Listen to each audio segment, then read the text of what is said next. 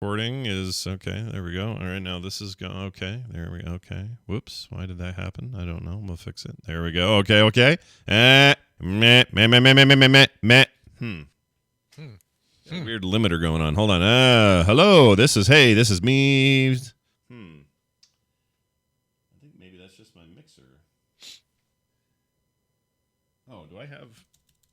Hello, testing. Well. Well, it'll work. It's fine. Everything's fine. Just for some reason, my voice is on a limiter thing, but I didn't change anything, so I don't know. It's fine. You sound good. I sound good. It'll all work out in the end.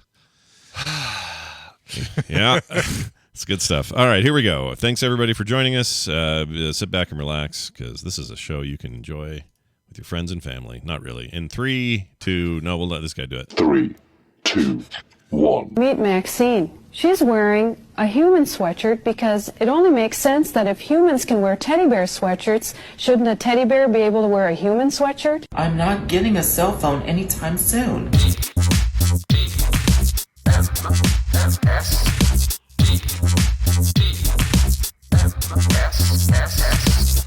The morning stream.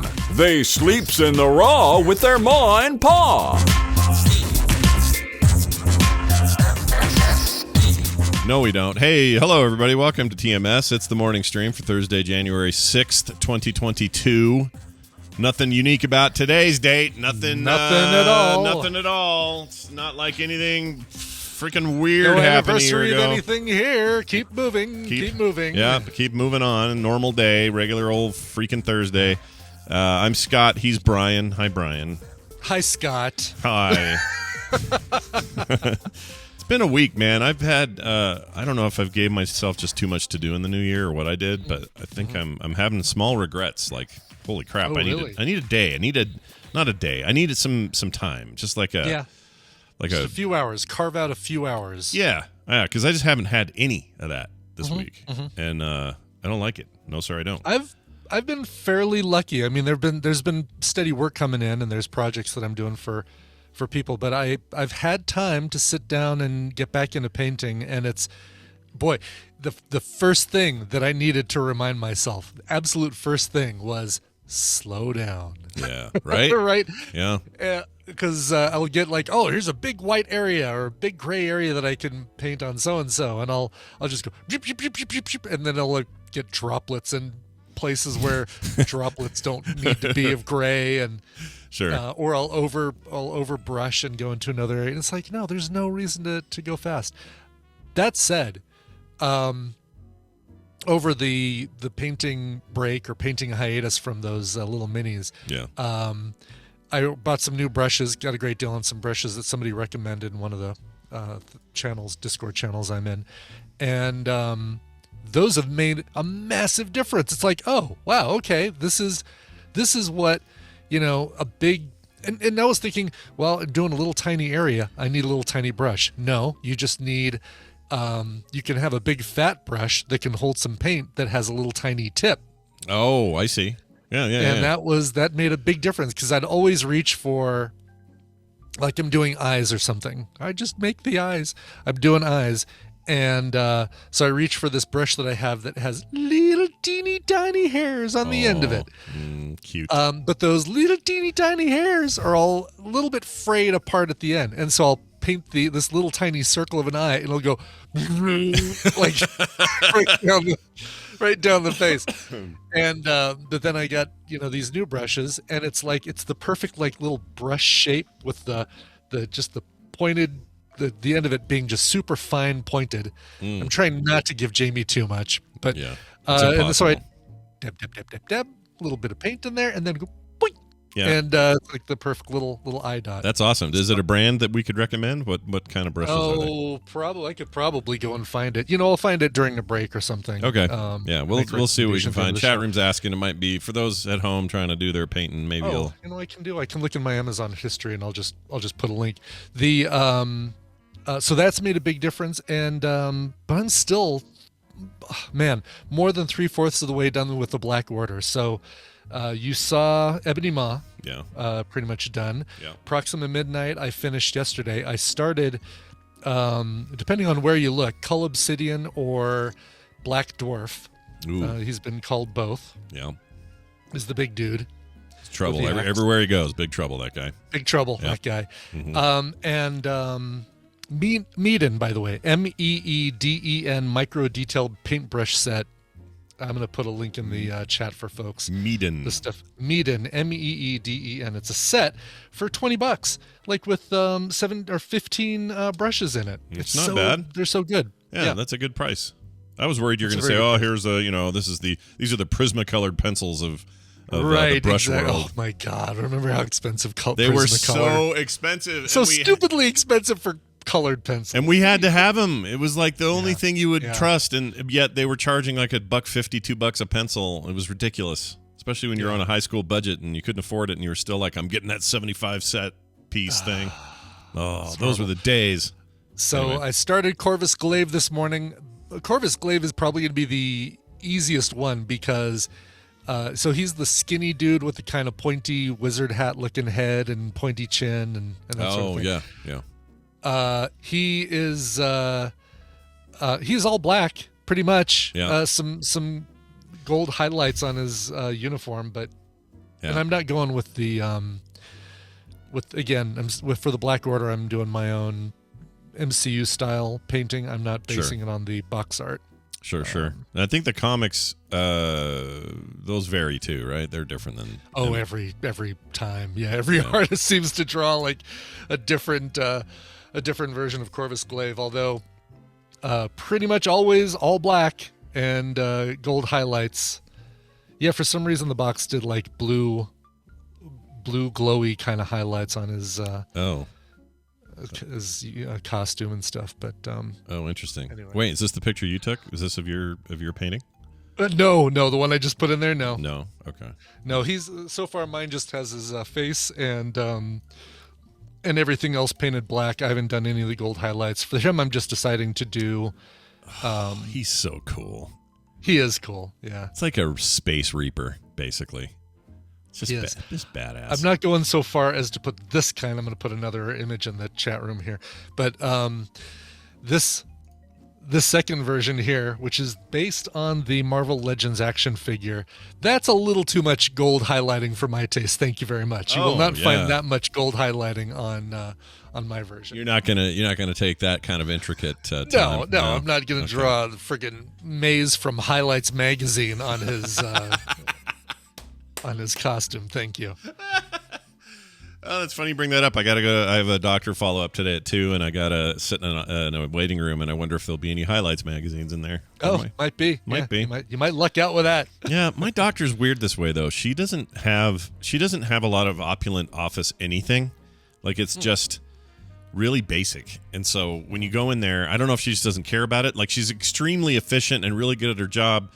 But they just don't decorate much, and it's kind of just white walls, and I don't know. I feel like I'm going in there and it's bad until I talk to her, and it's like, oh, and this is good, but there's no decor. I don't know if that's that sucks. I don't know what to say about that. I guess they figure everyone just brings their phone anyway, and they're not going to read a 14-year-old issue of Golf Digest, which is all they ever seem to have. Yeah, that's true. I just feel so barren. I worry. The people that work there, I don't know. Are they okay? It's like Joe versus the volcano looking office. That's what it reminds me of. Yeah. I put one more image in the chat room. This is the actual mini that I have. This is a fully painted version. And you'll look at it and say, well, that's not really a fully painted version, Brian. That is a photoshopped image or a drawing or a painting of that mini. No, this group, Big Child Creatives, paints minis and they look like paintings. It's the craziest thing. Oh, weird. This is like people that do face makeup that look just like a painting. Yeah, right. That's crazy. Oh, look at that. Isn't that amazing? Yeah, you almost need video to convince me because my brain will not let that be a 3-dimensional photo object. Right. No, it looks like a 2-dimensional painting. But yeah, so if you look at Big Child Creatives on YouTube, you can watch Pedro Ramirez, I think is his name, really incredibly talented dude who paints these, and he does Yondu, and you can see like how he does it. I've employed a couple of those techniques, which is basically saying instead of the 3D object just being your basic like an action figure, if his face is gray, you paint his whole head gray, right? Sure. And if his costume's black, you paint his whole head black.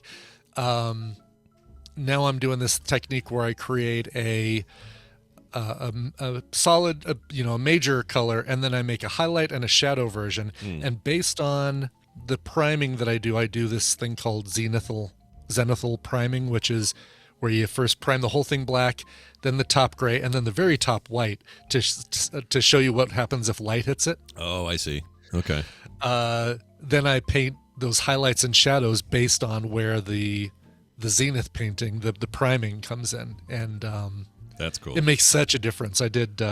I'll actually post photos today on Twitter, but the Proxima Midnight that I did used a lot of that, and I think she came out really, really good. Are you worried you're going to have like 10, 20 of these and then find a better technique and then really improve on it and go, crap, I want to go redo those? Already have. Like the first 5 that came in the core box, Iron Man and Black Widow. Like Black Widow, I need to look back at because she was the first one of these that I painted.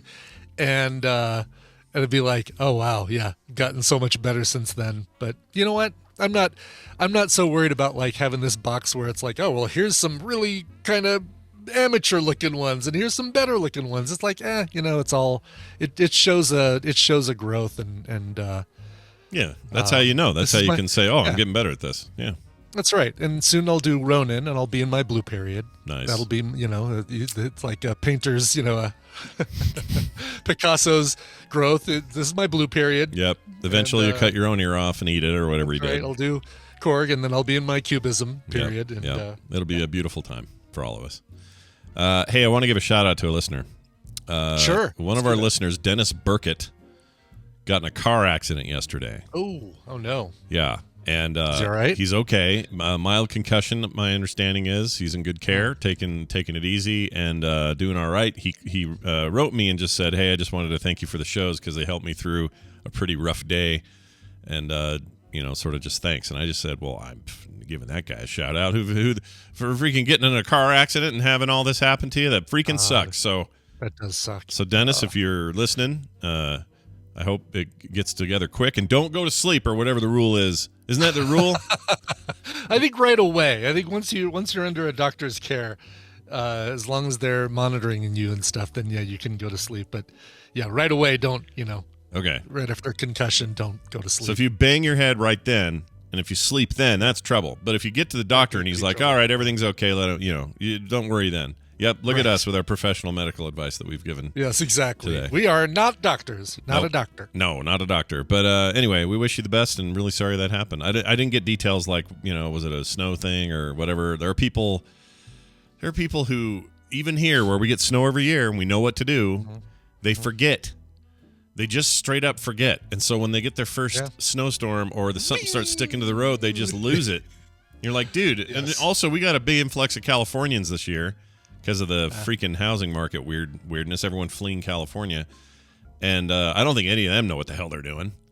So I got a neighbor 3 doors down, the guy that paid like almost $1 million for a house that was $350 when the people before it brought it. Jeez. Yeah, I know. It's ridiculous. But they I've seen them very gingerly pull out of their driveways and kind of just like look like they don't quite know what to do with the snow. Good. Caution. Over caution can sometimes be just as dangerous as daredevil driving, but at least if they're cautious, they'll slow people down, but they won't like slam into somebody, like cause a big accident. Yeah, I'd much rather have them get slow in traffic and have people be annoyed than the other way around. Forget it. Yeah, exactly. It's all the local freaking idiots who know better. Right.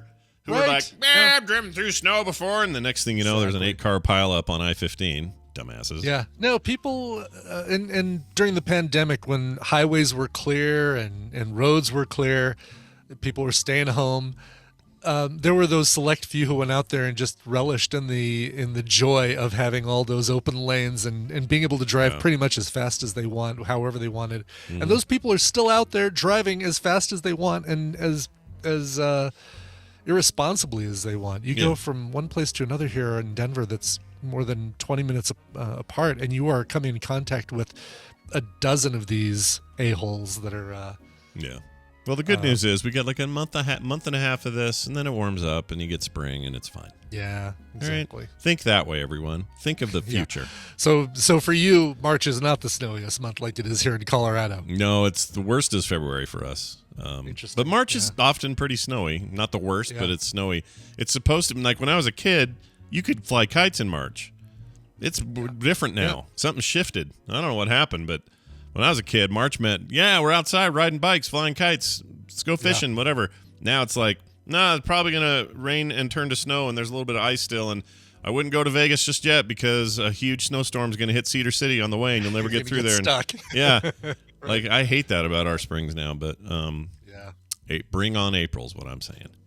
Yeah, April, because you know what April means. April means possible TMS Vegas meetup. TMS Vegas. Yeah. We want that. We want that real bad. With a super secret surprise wedding thing maybe happening there. Possibly. You know, we got all of these have asterisk marks on them because we don't know, but we're trying. We're going to aim. We're aiming. You know, who knows? Exactly. Freaking, we had the highest amount of Utah cases yesterday in the history of COVID. So that's fun. I think a lot of states are having, well, the country's having that. Like we've hit an all-time high of infections. So good job, everyone. Good job. We're doing great. Good job. Well, you know, they're getting it all out of the way. Let's get all those infections out of the way. Yep. Push them through, get them out, move them on. There you have it. All right. Let's get to. Oh, we got a segment to do. What are we even doing here? We got to make this. Got to make this. That's right. I forgot that this is before the break. Yeah, before the news even. It was weird last time because Wendy wasn't here, but right. Not today. Let's see if I can get her in here. All right, we're gonna have a little. We're gonna focus on reading, which maybe bookie book time. Which is what I need. I just need some. I'm reading a book right now, but the only time I've had for it is late at night in bed, and sometimes it helps me sleep. Other times it doesn't. I need some time where I can just go be kind of in a bubble and not be bugged by anyone and just read. Sure. That's what I want. Anyway, let's do this right here. Right, where is it? Right here. That music can mean only one thing. It's time for Read This with Amy Robinson. Hi, Amy. Hi. How are you? Hello. How's everybody doing today? Good. Are you? Good. How are you? Yeah. How are you doing? I'm doing great. I was completely asymptomatic the whole time. Oh, all right. So let's let me ask you about that. I've never actually talked to somebody who was asymptomatic during a COVID run. You only hear about the people that had a rough go of it or whatever. And my question is, do you feel like, did you have anything? When they say asymptomatic, do you literally mean I got nothing from this infection? Or was there a little something, like a little headache or, There had to be something to make you go and get tested, right? Like something to make you think, oh, maybe I've got something going on here. Well, okay, so that was a contact tracing thing because my son went to visit his cousins down in Florida and one of them tested positive. And so we just all four of us just piled in the car and oh, right. You weren't, so it wasn't symptoms. You were like, I'm going in because we had contact with somebody who had it. Okay. Right. Yeah. And as far as did I really have any symptoms? So as per mentioned before, I have narcolepsy. So it's kind of hard for me to say because I was real tired. There's some fatigue that you don't know, right? What There's no telling. Like that could have just been like a flare up of narcolepsy. It could have been the fact that COVID was in there fighting it out. Mm-hmm. Could have been my, well, this is my time of the month lady bits. Oh yeah, the lady bits. Yeah. Acting up. I have that. I don't know. I have that every month, and I don't know what to call it when a man has it. What do you call that when a dude goes through that? I guess just the man time. Manstrating. Okay, great. I'm spotting now, Brian. Anyway, hey, back to the point. Oh, I know what I was gonna. So the reason I was asking you that is that it just seems so crazy that this thing that can be so detrimental to some isn't to others. And I always wonder, well, if the reaction to the shot, if that is a indicator of how you'll do with a breakthrough infection. And I had no reaction to any of the three, the booster or the first two, other than I think I was a little tired, or that may even been psychosomatic. Who knows? Did you have reactions to the vaccines? Like a little mini version of getting sick or any of that? So the first vaccine, nothing. Yeah. Didn't even. I had Pfizer, by the way. Yeah. In case anybody's kind of keeping score there. I had no reaction whatsoever to the first shot. The second shot, it was kind of interesting. It was weeks later. I was still really tired, like to the point where it was 10 o'clock in the morning, and I'm having trouble getting up out of bed. What's going on? And so I spoke to my neurologist about it, and he said, part of narcolepsy is actually an immune response, and here we are tinkering with your immune system, giving you a vaccine. So yeah, that's possible. So I did notice a little bit of fatigue there, and then when I got my booster, kind of same thing. That was just a couple of days of fatigue. I have self-diagnosed and convinced myself that because I had little to no reaction, if I do get a breakthrough case, it will be asymptomatic. That's what I've convinced myself. Yeah. Yeah. Even though I have nothing to base that on, I have no science to base that on. I have nothing to base that on. Just a belief. Figure whatever you felt for the for the vaccine is what you're going to feel for the these people that they end up with long COVID or horrible whatever. That freaks me out just enough to make me make up this diagnosis for myself. So I'm feeling good in my little imaginary world. Listen, I imagine just like most of the world, if you Google enough, if you search long and hard on the internet, you'll find proof. That's the case. You might have to find some weird article from medicinow.li.org.net or something like that. .net. Oh man, no one does .nets anymore. .net. Oh, don't trust a .net. Anyway, hey, Amy, it's very nice to have you here. Of course, we're here talking about books and reading and stuff like that. What's hot on your shelf this week? Oh, I like that. I'm going to use that again. What's hot on Amy's shelf? Hot on the shelf. Hot on the shelf. Hot on the shelf. It's not really funny you put it that way, because this week's it's a stolen book. Oh no, not hot like that. I mean, like little tiny bit of spicy. Ooh, spicy. Okay. So just a little bit. It's mostly science fiction though. So the book I want to nominate this week, or recommend rather this week, is The Calculating Stars by Mary Robinette Kowal. If you are not familiar, Mary Robinette Kowal is she's the president of the Science Fiction and Fantasy Writers of America. At least was from 2019 to 2021. I think maybe she stepped down now. But anyway, she's an excellent science fiction writer. What's interesting about her is she actually started as a puppeteer. Oh, no way. So, yeah, she was on, I don't know if anybody remembers that show Lazy Town. I do. Yeah, my kids loved that. Had that weird little girl, and then everyone else is a Muppet except for the bad guy who had weird face stuff on him, and he was like evil and had a long chin. I totally remember this. Yeah, it was a strange little show. It was very much an acid trip of a show, but it was. So she was on that show. She was one of the puppeteers on that show, and she's also done a bunch of work with Jim Henson and whatnot. She still owns a puppet company called Other Hand Productions, and she does puppeteering workshops and stuff where she buys lots of these from me every year. Yeah. Right? Oh, cool. Yeah, so we had to put together an order for her of like 150 individual peepers that all went to separate addresses. Oh wow, that was that's a lot of peepers. Yeah, we ended up taking those to the post office because I was like, our mail carrier will not be happy with us if we put never forgive you. Individual. Yeah.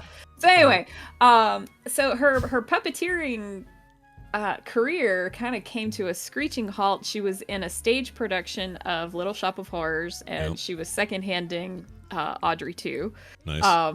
Which, that basically when you have those big puppets, one person is operating the mouth and the other puppeteers are behind there. Yeah, like Ernie from Sesame Street is a good example of a puppet that, you have to right hand them because they have two hands, but the puppeteer also only has two hands. So somebody has to operate the head, right? So right.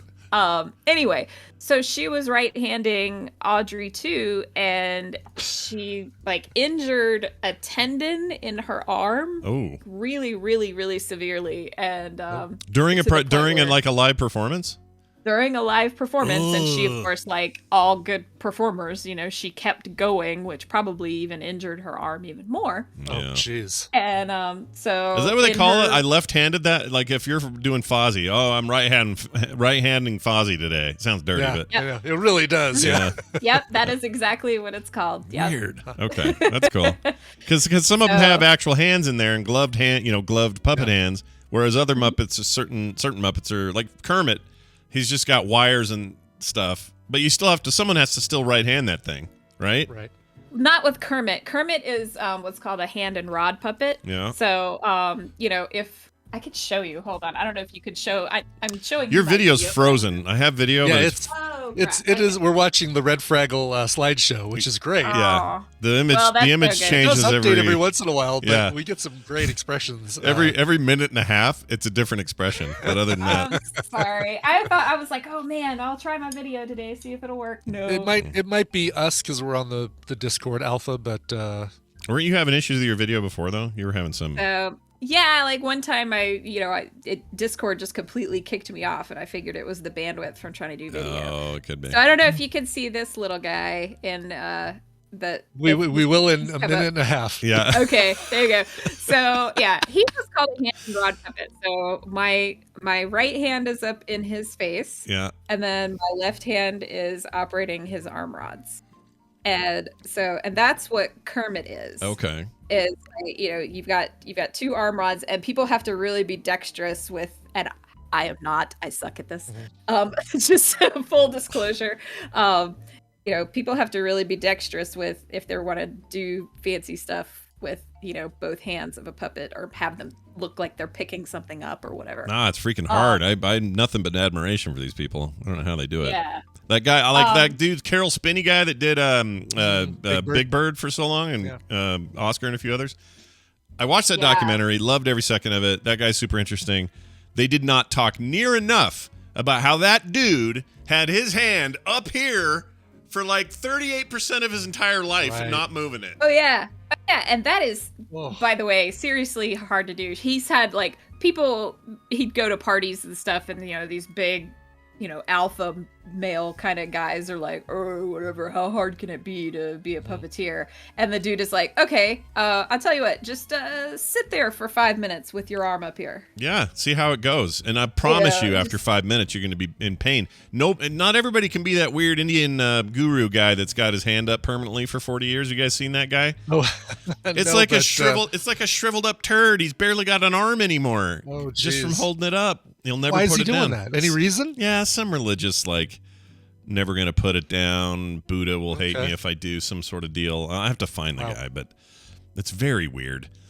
Wow. I think my video finally caught up. And TVZ Gone, that is you have an excellent eye. That is indeed one of Stacy Gordon's puppets. Good job. No way. TVZ Gone. Yeah, so cool. Stacy, the puppet I have on in the shot there is built by a puppeteer and builder called Stacy Gordon.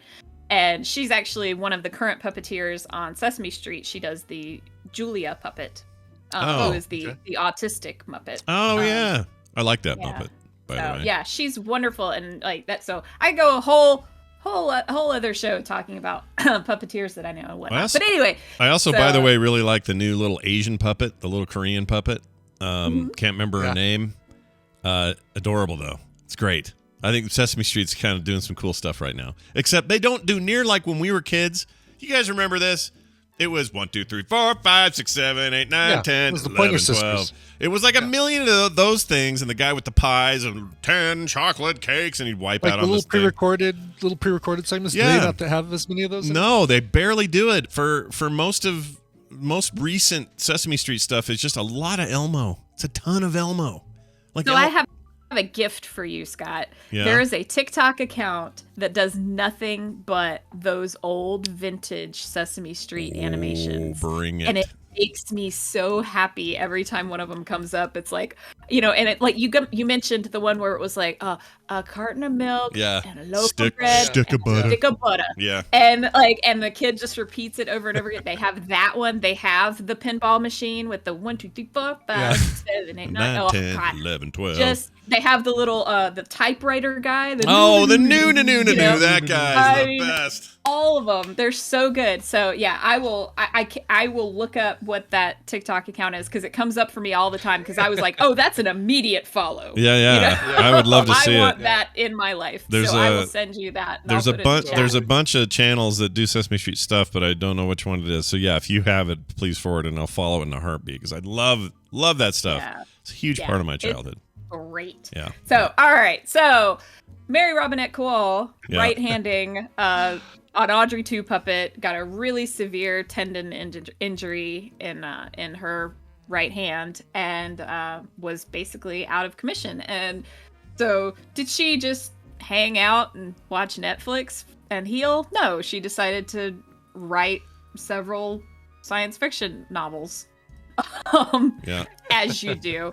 And you'd think, okay, well, sure, you dabble or whatever. No, they're really, really good. Like, they've won Nebula Awards and Hugo Awards and all sorts of stuff. And so the one I'm specifically talking about today is called The Calculating Stars.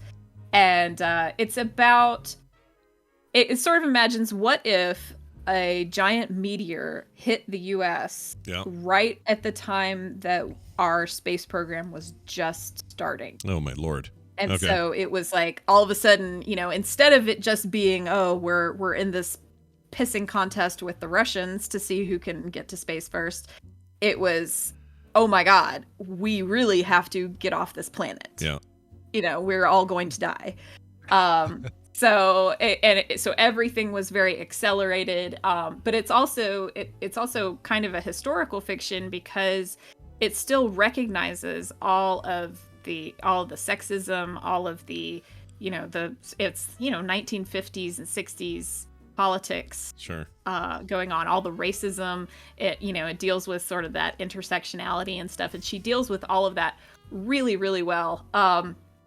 It was really funny. I saw a panel with her once, and she was talking about how when she was writing it, she had an entire chapter devoted to explaining what the term computer meant in that context, right? Because a computer in that context is not a little box with keys. It's a person.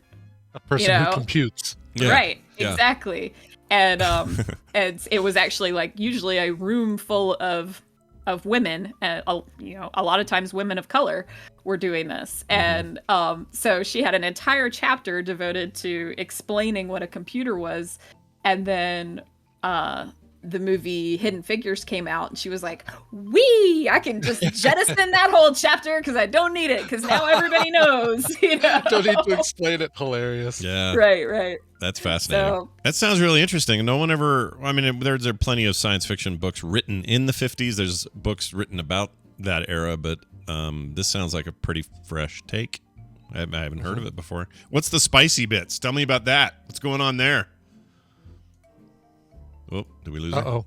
I might have lost her, because I see her slideshow has ended. The slideshow has ended. It's now just a red screen. Oh, yeah, we lost her. Oh, man, hold on. No. Let's see if we can get her back. Don't know what happened there. Let's just. Oh, there you are. Hello. You're back. Hi. I'm so sorry about that. I thought. No. I'm just, my video is just hanging up and everything, so I'll just turn that off. And then as soon as I did, it decided to cut the audio too. No worries. I thought I scared you off with my question about what. Tell us about these spicy bits you're talking about. No, yeah. So the spicy bits. It really kind of, the book starts off a little. You're like, what am I reading? Because it's told from the perspective of the main character is this woman named Elma York. And she literally starts the first chapter talking about her and her husband going off to this cabin to have sex. Yeah. And a lot of the criticism, it cracks me up, because I really, really enjoyed reading this entire book. And every time she talked about her husband, I was like, because he's like one of the best men you could possibly imagine. Like, he's super supportive of her, does everything for her, is awesome.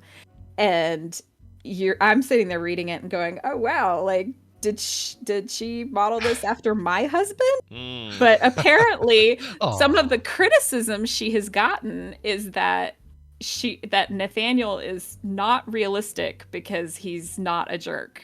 And it's like, I feel bad for all the women writing that as a review. And because the ironic thing is she did, in fact, actually model him after her own husband. Oh, wow. And so I was like, okay, ladies, if you don't identify with this guy, you might want to look at your marriage. Might be another problem in play. Yeah, exactly. Right? Yeah. So I'm looking at the listing on Amazon, by the way. The book is available on the Kindle Unlimited thing, their little $4.99 a month deal. For free. That's just in there, or just part of that subscription if you want it. But the audiobook's like $15, paperback $12. Like it's reviewed really well. People like this. Yeah, and if you want to get just like a little small taste of what the story's about without completely committing to reading an entire novel, she does have a short story called "The Lady Astronaut of Mars." That is, it's just available for free online. And I'll put a link to that in the Discord and everything as well. But yeah, so it's just a short story, and it sort of gives you just a little taste of what that world is. Oh, like. Interesting. Yeah, she's got. There's one here called "The Relentless Moon," a lady astronaut novel. The Faded Sky, a lady astronaut novel. I like how and there's three in the series.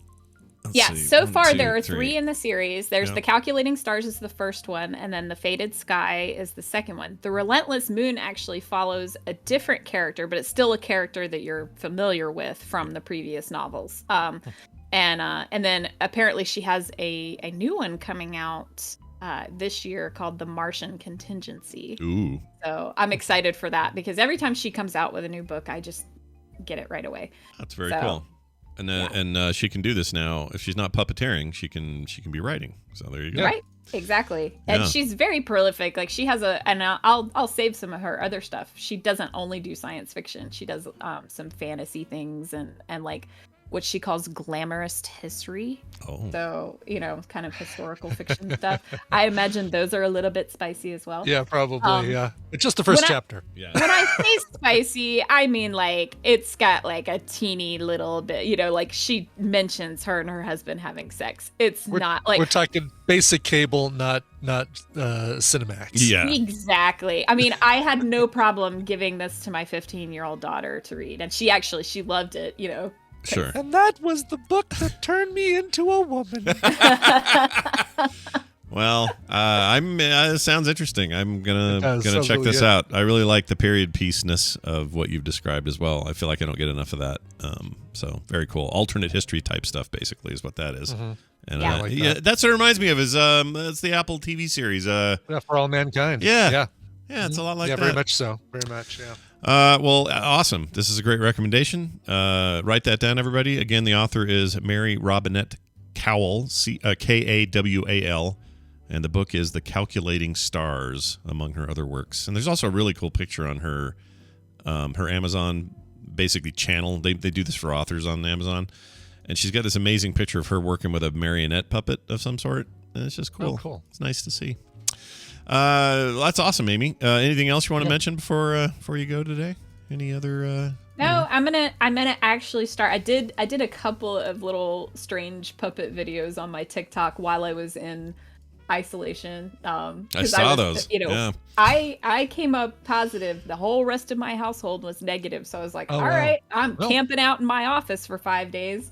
And so I had nothing else to do but make silly videos and some goofy art. So Red Fraggle 3 on TikTok, right? TikTok, yes. Yeah. And I have changed my Twitter handle now, so it is also Red Fraggle 3. It's just the 3 is spelled out as a word. Oh. Nice. So cool. That's a good way of compromising, right? Yeah. Since the one you wanted was unavailable. Well done. Yeah, and Exactly. screw that squatter for sitting on your name. right. Bastard. Yeah. All right, well, that's awesome. Have a grand and wonderful week. Hold on, I got to change something because your video's still up. There we go. Okay. It's always good to talk to you, Amy. Have a great week, and we'll see you next time. Alrighty. Bye now. Bye, Amy. All right. That was fun. That was fun. Yeah, I'm a big science fiction guy. I'm going to read. I've written that book is now on my list. I will get to that book at some point. I got to finish this Stormlight archive thing from Brandon Sanderson first, and it's probably going to take me months, but I know. I'm still at the same place I was last week with that Chuck Palahniuk book, and I gotta get back to it before I forget who all the characters are in this thing. Yeah, and Claire, I'm getting it because it's smutty. That's why I'm doing it. Yeah. It talks about coitus. Smut. Because there's no other places to get that sort of thing in this world. None. There's not. I mean, there's no readily available resource for erotica that I'm aware of. There's no massive computer network that contains endless amounts of content like that. Exactly. All right, we're going to do some news. Check this out right here. I don't watch the news. Well, we do, and the news is brought to you by... patron WCKR SPGT Wickerspigot. Maybe Wicker Spigot? I don't know. I'm an independent publisher, 10 years with Pelicanesis, which you can find at pelicanesis.com, and 1 year with a new chapbook publishing company. I don't know if that just means English, like British Lit or something like that. Bamboo Dart Press, which you can find at bamboodartpress.com. Nice. Thanks for that. Wicker Spigot. Wicker Spigot. Feels like I got to be careful saying it for some reason. I know. I thought the same thing before I said it in my head before I said it with my mouth. Yeah, you got to. All right. No worries. The phrase "no worries," which I use to death. I do too. I use it a lot. it a lot. I think we're both. Well, a lot of people are, but this is now making the annual list of phrases to banish. Yeah. All right? Says who? Who gets to say these things? Well, this is according to Lake Superior State University's banished words list. So if we have if Lake Superior State University says it, then I better follow it. Yeah, we better follow it. Here's some more. At the end of the day, they want that gone. I do that sometimes. Mm-hmm. You're on mute. I don't know what that is. Who says you're on mute? I'm tired of listening to you. You're on mute. Oh, kind of thing. I've never said that. Not even once. Yeah, neither of us ever say that. I feel like that. Put that on your list, fine, but I don't think anyone's saying it. Little millennium thing there. Yeah, it must be. And the dreaded supply chain. These are the phrases. Whatever. That's a weird one. These are phrases thousands of English speakers have finally heard enough of, according to them. They and several others make up the Lake Superior State University's banished words list, an annual list amassed of submissions around the world, which highlights phrases or words that are becoming overused to the point of uselessness, they say. Though phrases related to COVID-19 dominated the previous year's list, the list lineup was more conversational. Potential side effect of the way Western society has adapted to the ongoing pandemic, says Peter Satsmary. Yeah, let's ban that name. Satsmary. I think it might be Hungarian. Shotmary. Shotmary. SZAT. Mary. Yeah. You do you kind of do an SH for an SZ. He's the executive director of marketing and communications at LSSU. Said that in a statement. The school has been releasing this list since 1976, so there's some history. They get thousands of entries every year. In the past year, people submitted more than 1,250 words for consideration, with nominations coming from just within the U.S., not just the U.S., but from Norway, Belgium, England, Scotland, Australia, and Canada. There you go. Wondering why the pause, and I don't know why I can't think of that. All right, well done. Yeah, it's like I gotta find it quick. Let's see. School announces the results of the yearly collection on the last day of the year, rather. I'd like to see this full list. Is it on here? Hold on. Yeah, I say BS is what I say to that. Yeah, you say, and that phrase is on the next list. That's my word of the. Yeah, exactly. That's my word of the year. BS. Oh, here's some others. That being said, people don't like that. What's the matter with there's a specific case where you say, that being said, I do like putting stuff in my butt. Yeah, there's a reason you use that phrase. There is a time and place that phrase. I'm trying to think of what case though, or what else would you say? So if I'm using that case, let's say I'm like, it's snowing. It snowed 40 feet today. Now that being said, I still have to get up and go to work. All right, so let's say that's the phrase. Or I can't stand Wicker Man. But that being said, I do like other Nicolas Cage movies. Okay, that's a good one. So how else we say that? There's no other way to say it, is there? No. I like Nicolas. Well, you could say now that I've told you that.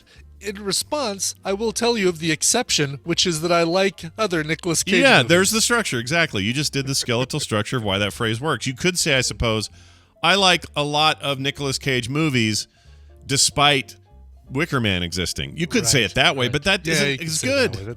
It's not as good. I will switch to saying Hakuna Matata instead of saying no worries. So when somebody says, "Oh, thank you for holding the door for me," I'll say Hakuna Matata. Oh, I like it. I like it. Because it means no worries. It literally, like right there in the song, it tells you it means no worries. It means no worries for the rest of your days. Except next year's list, if it caught on and became popular, next year's list would have Hakuna Matata on it. Because that's how this list works. Anyway, asking for a friend, I don't like that one either. I don't either, because it feels...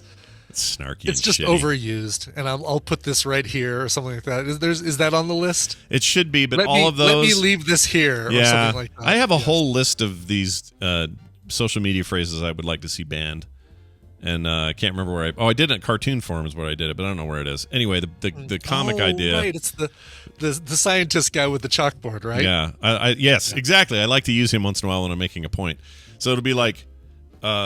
I'll just leave this here, or like you said, or I'll say, or what's another one? Let that sink in. Retweet if you agree. Like some of these, freaking. Yes, right. Oh, those are so horrible and overused. Oh, I don't know who needs to hear this is a good one, Icor. And my least favorite is that. That's the tweet.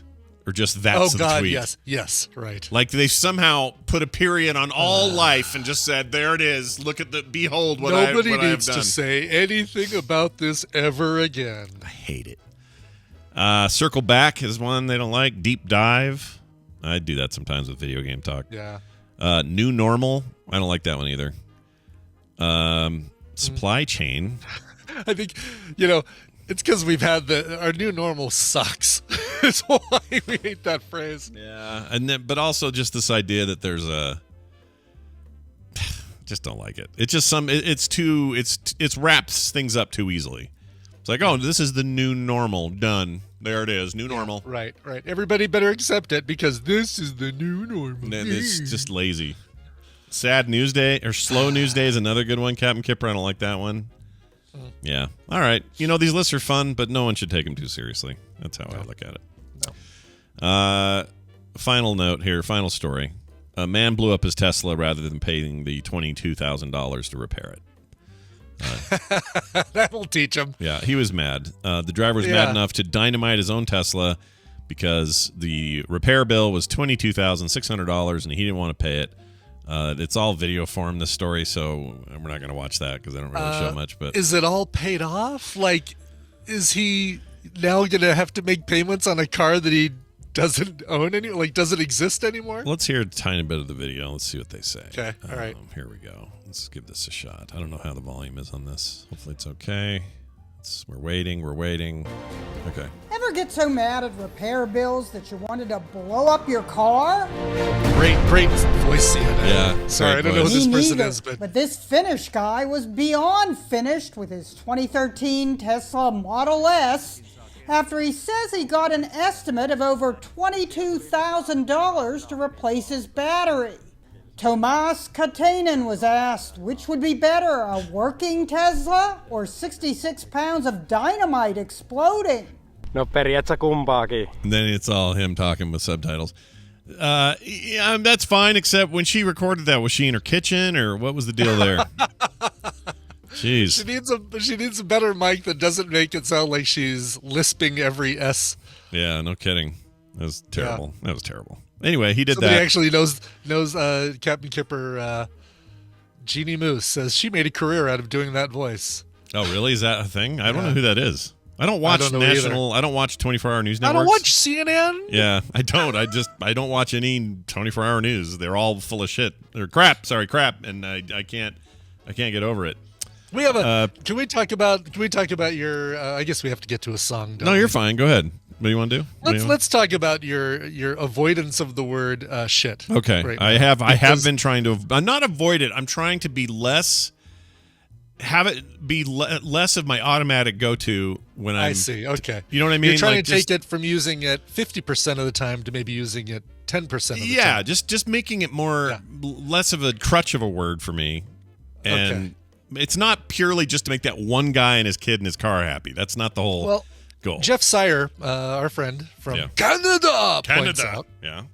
Canada! In the few weeks that you've been trying to rein in your highly damaging word, there have been discussions about severed penises, maggot therapy, and other horrible stuff. Like, yeah, maybe if you're letting your child listen to TMS, the worst thing they hear is not just going to be the word shit. Yeah, you're not wrong. Like at the end of the day, I almost said it. Yeah, I don't know what the deal is. I part of it is I have a soft spot for kids who listen, and I don't want them to feel bad. I know you do. Whatever. I don't want them to feel bad. So I'd say feel bad because really, parents, listen. We love you. We love you, parents out there. We do. We love you. Yeah, of course. Maybe this show isn't the best thing to listen to as you take your child to daycare. It certainly isn't the worst. Grade. There are a lot worse things you could be listening to. But sure, don't put on Joe Rogan either. No, we're squarely in your PG-13 zone, if that.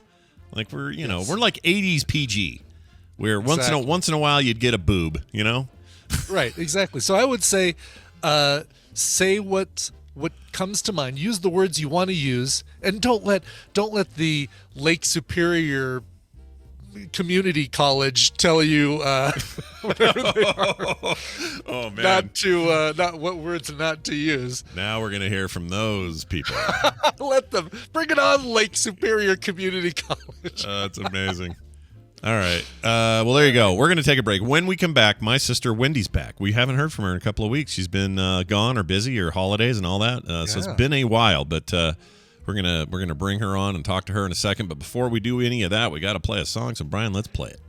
Yep, we're going to L.A. and listening to an 18-year-old named Kira Lyons, Kiralyons. She has got just an incredible voice, and I would say, she puts that one of her influences is Stevie Nicks. I can't see any other influences listed here. But if the reason I can't scroll down, if it does say Kate Bush under there, I would not be surprised. There's absolutely a Kate Bush kind of influence to this. She's great. She has a brand new album called Lock the Door and Throw Away the Key. This is the title track. And Scott, I'm just going to kind of give you a heads up. It ends extremely abruptly. That makes it sound like something broke at the end of the file, but it really does end that abruptly. Oh, maybe we'll give it a fade or something like that. Give it a fade out because it's strikingly abrupt. She's probably listening, saying, "No, that's my creative vision. You guys are tampering with. I'm 18. What are you doing?" Well, that's all right. And who the hell is Kate Bush? But anyway, so here is Kira Lyons with her song "Lock the Door and Throw Away the Key." Who the hell is Kate Bush? All right, we'll be right back with my sister Wendy, the professional therapist, right after this. It's made of our shit, That's the base material that we use in our replicators. We deconstruct it to the atomic level and then reform the atoms. It's pretty good for shit. Choose one large enough for Johnny to see from the back row.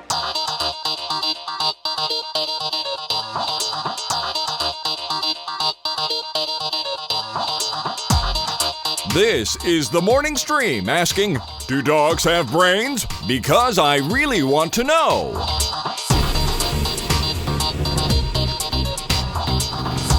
All right, we're back. That song again. That is Kira Lyons, K-I-E. That's right, Kiralyons, and a brand new song, the title track from her album, Lock the Door and Throw Away the Key. Nice. That's what you want to. It's what you want to do when there's something in there you don't want to get out again. That is correct. Yeah. Yes. Yeah. Whatever that is. So if you've got like a rabid dog, what else? What else would you want to throw away the key? There you go. I don't want any more of these Girl Scout cookies. Put them in that room, lock the door, and throw away the key. There you go. At the end of the day, and then we'll break that supply chain. All right. Well, speaking of breaking supply chains, let's get Wendy in here. Everyone knows it's Wendy. It has been far too long, Wendy, since we've talked to you last. How are you? Oh, good. Yeah.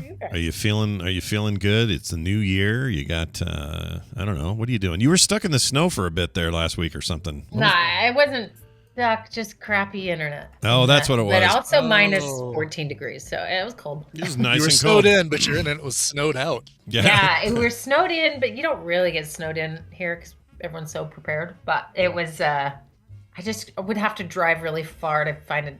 I don't know. We were in a cabin kind of in the middle of nowhere. It was fun. Yeah. Good. Well, so that you were still in Minnesota at the time? Like Yeah. that? Okay. Yeah. Okay. That was cold. I don't know how you guys do that. Like we're cold, but we ain't that cold. Like that. No, you're not ever cold. Are you kidding me? Tell me what it is today. 30? It's only, today it's 30, but we were as low as 14, 10. 9 here right now. Oh, really? Ooh, see, Wow. that's pretty cold. Good you. That's pretty cold. Yeah. It Yeah, depends the high on. was like -2 yesterday. Oh my My gosh. jar of farts is all frosted over. Oh, So it's too bad. Brian, you're never going to make your money back on that now. How am I ever going to make my money? Yeah, there's a whole story that Wendy may not know about there. I don't. That would be a great story for the show. There's this. So, you know what? I'm going to share it with you because why not? We didn't get to do it in news. Let's just do it now. Everyone's been saying you need to share this story, so we're just going to do it. There's this girl who's on TikTok. She's some kind of ex-reality star person. Yeah.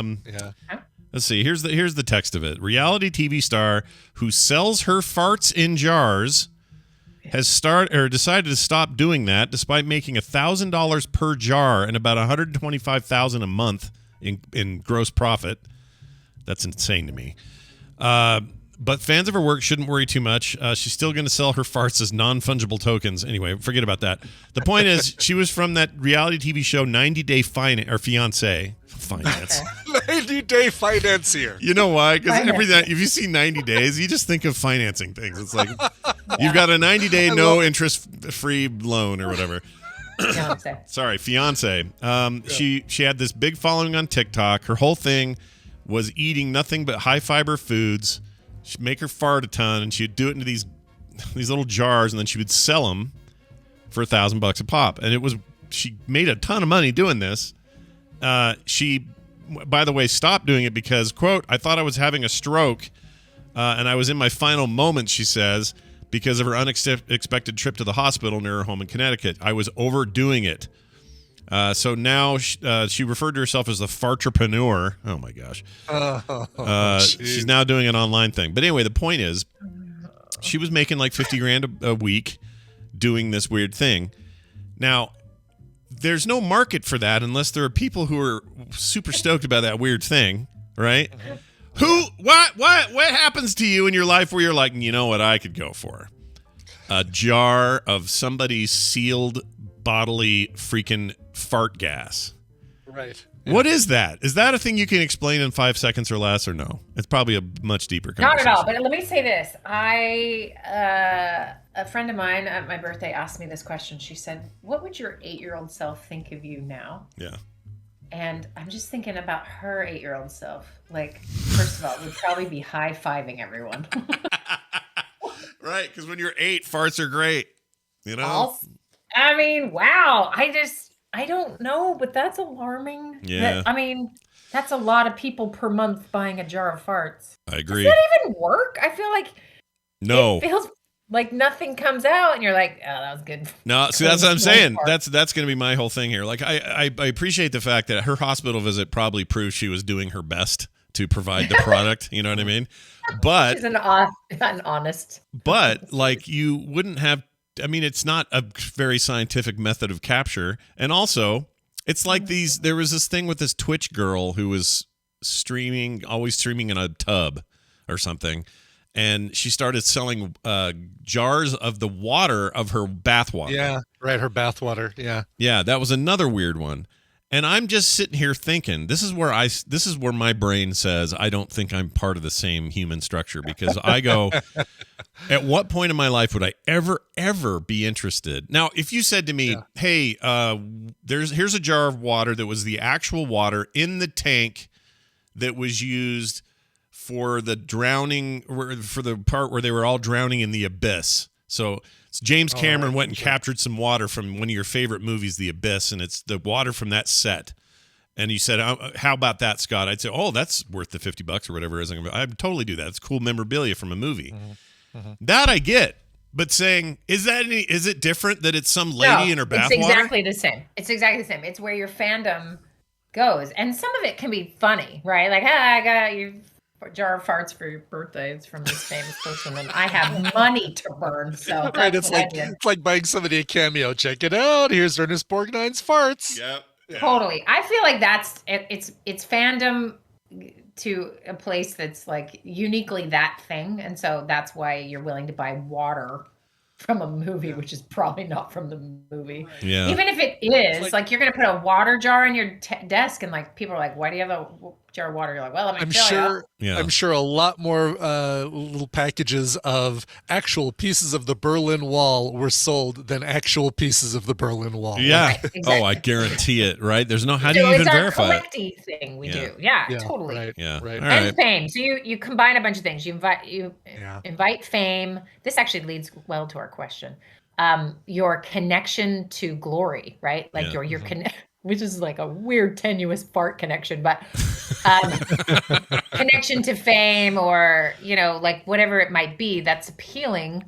And then you add the inside jokes of things. Like, I mean, this is business, right? Yeah. I mean, capitalism at its best. We've never farts been better. Jars. Yeah, farts and jars. Farts and jars. Well, speaking of today's letter, we did get an email. It's been a while. This is kind of a long one, but an interesting one. Even more, I don't know. Today's a volatile day in a lot of people's heads, and so Can we all just take a moment that 1 year ago feels like 400 years ago? Yeah, it's weird. Yeah. I don't like and it. last week at the same time. Yeah. There's something about it that's like extra. Yeah, I don't like feels unique in that way. I can't quite put my finger on it. But anyway, here's this email. This is from somebody we'll just call L. We won't use their real name. Hey, Scott, wanted to share with you a conundrum I've come across while dealing with the COVID issues. This is probably nicely timed given this Omicron uptick and all that. So this first, I want you to know I am in no way anti-vaccine or a non-believer. I'm fully vaccinated and even have the booster. I still wear a mask in public, and I still require masks at my business, a private school for kids with developmental disabilities. But I have to say the following has made me think. They say talk to your doctor. Well, my doctor is not vaccinated and will not be vaccinated. While he doesn't believe COVID isn't a real issue, he does believe it's being overstated for profit and doesn't believe the vaccines are anywhere near as effective as the drug companies state. It's hard not to listen when the information is coming from a doctor that has been treating your family for the past 20 years. Here are some of his points. He says, remember, I am not a doctor. This is coming from him. Throughout his career, in order to be counted statistically as having any disease, a person has to meet two criteria. They had to have a positive test and either one major symptom or two minor ones. He says this is because tests can often do false positives. He points out that the CDC's own website states that many false positives can be expected from the COVID test because they are so sensitive. I'm not sure how that works, but whatever. The tests are sensitive. I don't know. Tests are sensitive, yeah. So they could be false positives. The way they do it here, by the way, is they have like at the university, you go in for a rapid test. Mm-hmm. If it's negative, no, wait. Right. Yeah, no, that's the way they've done it here for us is that they give us the double test. They do two swabs. If it comes back negative, nothing happening. If it comes back positive, they back it up then with a PCR test. Or they already have the swab, they do the PCR test, and then we get a confirmation in a couple days. That's right. And then so it helps eliminate this false positive stuff is the idea. Yep. Anyway, yep. He says, here we go. But now with COVID, a positive test is all you need to be counted as having COVID. People with no symptoms at all are being counted as having COVID based solely on a positive test. When we just talked to Amy, and she had that very test. People are being tested post-mortem, and if positive, they died of COVID. This has never happened before, and in his opinion, these practices are highly inflating the numbers. He says he's not saying people aren't dying from it, just that the numbers are being exaggerated. When I asked why they would do that, money was his answer. These drug companies are making huge profits from this pandemic. You know who else is? Pizza joints. A lot of money. Papa John who's behind this whole thing. Yeah. Also, doctors. Yeah, doctors are making pretty good money too. There are a few. By the way, that argument drives me nuts, and we can talk about that in a second. Oh, we will. Yeah. Oh, yeah. So it says, while he doesn't believe the vaccines are dangerous, he also doesn't believe they're anywhere nearly as effective as they claim. He keeps saying the mRNA vaccines are not new and have been researched for years, and they are right. That's That's true. They have been worked on for years and years and years. We just finally kind of pulled the trigger faster. Anyway, and when you research, it shows. See, this is the problem. When you read the research, I don't know where this research is coming from. When you do your own research. Yeah, I hate that phrase. Yes, exactly. Put that on your list. School in Grand Rapids or wherever the hell it was. Anyway, I would do my own research. Yeah, let's do my own research. It shows that they don't work well at all, and that they have been. And that's why they have never been used until now. But this crisis has given drug companies a way to push them through the FDA process. I won't go into everything he said because it would be way too long of a letter, but I find that coming from someone that knows a lot more about what he's talking about than I do makes me stop and consider. And that's what we'll get to in a second. I even asked myself, how could the vast majority of doctors not agree with him? Have you seen the Hulu show Dope Sick? That whole story is about how drug companies pushed its drug through the FDA process and manipulated doctors for its own financial benefit. Why is it we're ready to jump all over that, but can't imagine that this could be the same thing? Anyway, I'm not saying that he's right at all. I did get vaccinated after all. Just some food for thought, and I know how much you love food for thought. LOL. Have a great one. Hey, real quick. Yeah. Let's just make clear, when drugs make money, that's because consumers and insurance companies and everyone is also paying for them. Vaccines have never been a moneymaker. Let's all just be really clear. So does Pfizer? If you want to make money, it is not with vaccines. Because guess what? I've paid $1,000 for my kids to be vaccinated one time because I had crappy insurance. Yeah. The next time they were all free. How does that work? Well, how that works is that, they're not going to give you insulin if you don't have money. Right. Right. There's certain drugs you just don't make money on vaccines. So we'll just start with. I just have to say that. Yeah, I was going to say there is this feeling like, oh man, Pfizer and Moderna, they sure are benefiting, and maybe they are in some macro way, but it's still not like there's always been big business in vaccines. No. It's not like you always, oh man, that diphtheria vaccine, we're going to make bank. Even if that polio vaccine. Yeah, no one gets polio, but hey, we're going to keep pushing that because of all the money it makes. It's easy to get cynical about this stuff. I understand that tendency. I get it. Yeah, but a narcotic that you're paying money and is sold on the street. I mean, there's ways to make money on drugs. There's absolutely true. You can have the big sick be true, and also have vaccines not be a moneymaker. It's possible. Right. Interesting. Right. Okay. All right. Well, okay. Can we? Yes. Yes. Sorry. No, you're good. I want to hear your money, the money argument thing, and then. It's not the money argument as much as it's those numbers are getting inflated because let's say you get hit by a car and you happen to have COVID, they're going to mark it as you had COVID as your reason of death, and that's going to inflate those numbers, and that people make money off of that. Like what? And people make money off of that. Yeah. Okay, so maybe of the 800,000 people we've lost, maybe 100,000 of those were simultaneous causes. Yeah, maybe. Drives me nuts. I hate that one too. Well, that number's smaller. Great, also, when they say that, I've never seen anyone actually prove to me that a guy who got in a car accident and happened to have COVID, that they listed the cause of death as COVID. They may list that, in his body we found traces of this much alcohol. There was also a prescription drug called blah, blah, blah. And it turns out the guy had COVID. I don't know that anyone's going, COVID oversees all of it. I know his head was chopped off by the freaking accident, but we're going to go ahead and say it was COVID that got him. People like to say that. I've never seen that. Yeah. Never seen that once. Tina's dad passing away right before Christmas. He had cancer, and but he got COVID. That's what put him in the hospital. We thought, they told us he had 6 months. The COVID put him in the hospital, and he died within a couple days. That's getting listed as COVID, and it's rightly so getting listed as COVID, even though he had cancer and he was terminal. That is a COVID death, COVID related death. So yeah. Right. Plus, by the way, if you really want to get philosophical about it, we're all going to die, right? It's all just a matter of when and from what. So technically, we're this idea of assigning cause of death in a way that is arbitrary is so silly to me. It's like, well, no, he had COVID and cut his life short by 6 to 8 months or something. It absolutely played a role, not just a role, a huge role. A huge role in his demise. I mean, it was the deciding factor. It wasn't, his cancer didn't escalate. It was COVID that right. So it would be like somebody saying, "Oh, that guy got COVID and that guy got COVID and died." Well, he was probably going to die in another 50 years anyway. You know what I mean? Like, I know that sounds silly, but that's kind of what people are saying when they say that. Anyway, Okay, so we're gonna back all the way out of the story for a second. Let's do that. And I'm gonna tell you a fascinating story about a hot tub in the middle of central Minnesota. Hubba hubba. Last week. Oh. Okay? So we rented this place. We went with some friends, and they have this daughter who is 10 times smarter than me. Like, she's 11 years old, and every time I talk to her, I'm like, are you 40? I can't tell. She is brilliant and lovely, and she wants to be a reporter, which will probably change, I hope, because I feel like she can do more. Anyway, she's just, not that that's not a good thing, but it's send your emails, reporters. Reporters are also geniuses. Okay, but anyway, she's amazing, and we are playing this game in the hot tub because it is -10. And we're in there way too long, and her hair's all frozen. And I'm with all the kids, and I just said, "Okay, guys, I have this really fun game." I had no idea. I just made it up, and it was called Fun Fact. TM.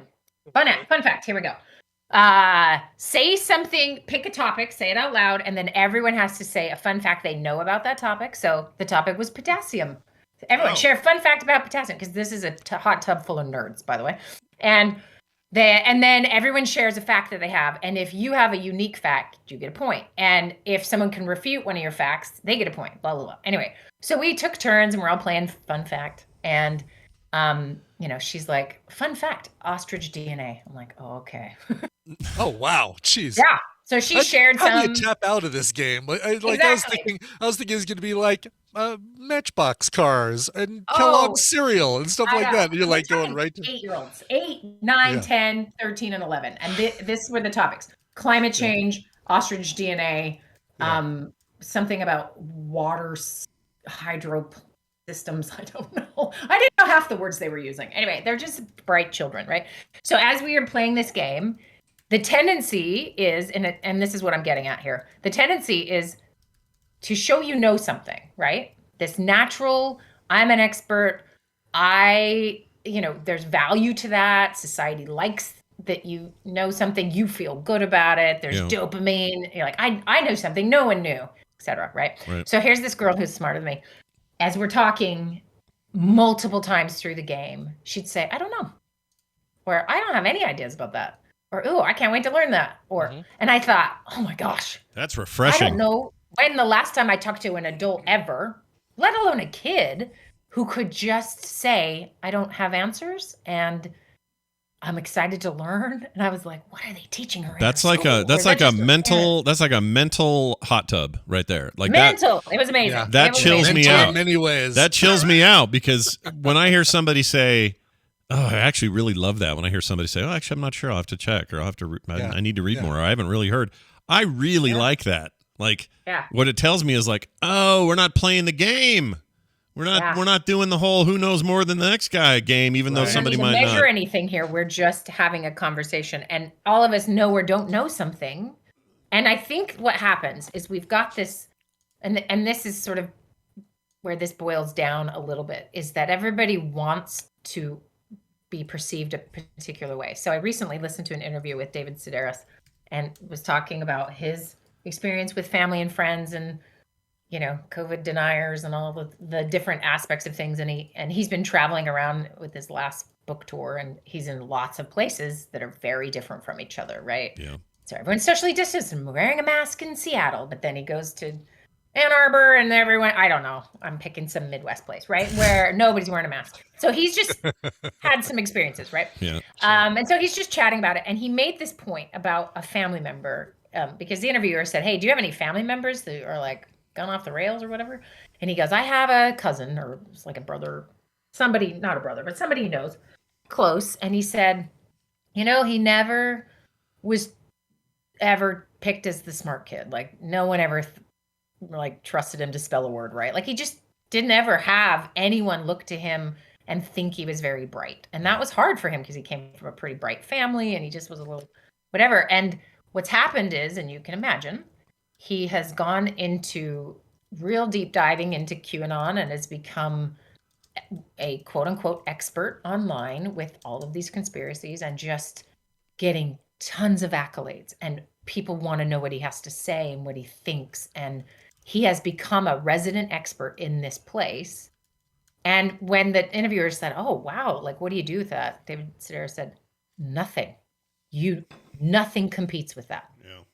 A deep need he's had his whole life to be respected, to have someone care about what he thinks.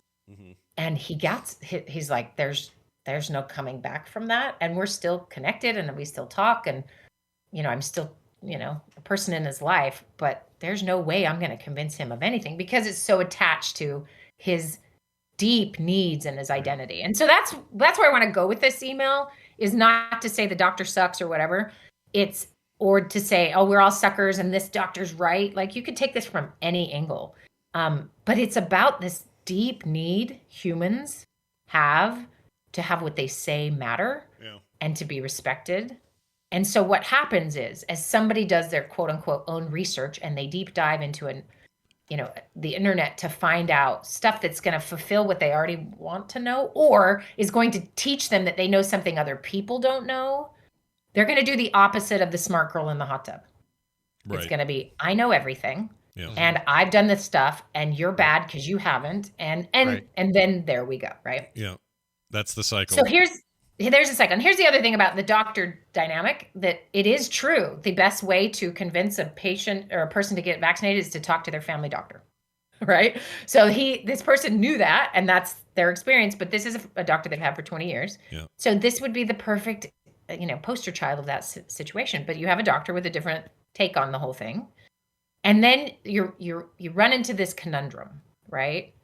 The doctor of course has thought through all of these things and is going to tell you what they think. And that's what they think. Just like your doctor who wants you to get vaccinated also has done that same thing. And you are suddenly in a position where this person you've trusted for 20 years is telling you something different than you might naturally believe or think. And what do you do with that conundrum? And as I read that email, my first thought was, okay, so on average, doctors listen for 17 seconds. Yeah. And anytime a doctor spends more time doing anything, then they become a pundit. I've had an eye doctor who talked for 45 minutes about politics while I'm sitting in the chair. And I was like, you gotta let me out of here. Exactly, yeah. Or like a dentist could totally get away with that, right? Yeah. Right. So if they are spending more than 17 seconds with you, they should spend 5 minutes with you. But instead of A or B, like when they're showing you like which is clear, A or B, did he go, all right, left or right? Yeah, left or right. Left or right. How far right do you want to go? How far right? Yeah, right, no, exactly. It's so there's some questions I have there with like propriety, right? Like yeah. And some of that is due to like your politics show up where you go, and that's become more and more known. Like, think about, did you ever know where your dentist stood in a political realm? Or like, you can walk into a room and see people with masks when it was mandated and without, and you suddenly had new information about them you did not have before. Yeah. So as a human species, we are suddenly integrating a lot of information that we're looking at through our own bias. Yeah. Right? Yeah. For example, that's a really good example. I had a dental visit last week to fix a crown, and I had a blood test earlier this week, or was it last week? Whatever it was, for just a blood test at my doctor's office. And when I go to my doctor's office, everybody's masked up, yourself included, the receptionist, everybody. It's just a standard thing that they are just wearing masks. Doctor, the whole time you talk to them, everyone's in a mask. And right now it's N95 masks in that place. Like, everybody's being really cautious and careful at this doctor's office. And the dental office, which won't surprise you, Wendy, was over the point of the mountain back in, Utah County. Which again, now I'm stereotyping myself. But anyway, I get over there and I'm the only one wearing a mask in that place, except for the doctor while he's working on me, or the dentist. And that's what they always did, COVID or not. So that's just a normal thing. And it was impossible for me not to A, notice the difference, and then B, assign, I don't know if it's judgment or what it is, but for me to assign like, they don't care about this as much, or they don't think it's that big a deal here at the dentist's office, but over at my doctor's office, they see it as a big deal, and at the very least are erring on the side of caution. It was impossible not to have those thoughts. Whereas in the past, it might have been, oh, weird, this place does a lot of masks, these guys don't, and that had been the end of it. Like, I wouldn't have assigned anything to it. But now we have all these, we have the weight of what it means now in today's society, from all the different conflicting angles, and we have new people, we have new characters in our lives, like people we call Karens and people we call Chads, and all this now informed what I saw. It was impossible to avoid it. I just couldn't. Yeah. I kind of hated it. Yeah, and that has put a strain on all of us psychologically in a way that is I don't know if we account for or talk about in neutral tones, right? We just want everyone to put their mask on or take their mask off. Either way, you just want everyone to make you more comfortable as just a natural human, like, end this, right? Like, I don't want to know if I trust you or not. I didn't have to think about that before, but now you're serving me lunch and I have to decide if I think you're a good person, right? So we've moved to this place that's dangerous, unfortunately. And the reality is there's this really obvious sign on your face that we could all attribute that to. I mean, and of course, in other places, it's very different.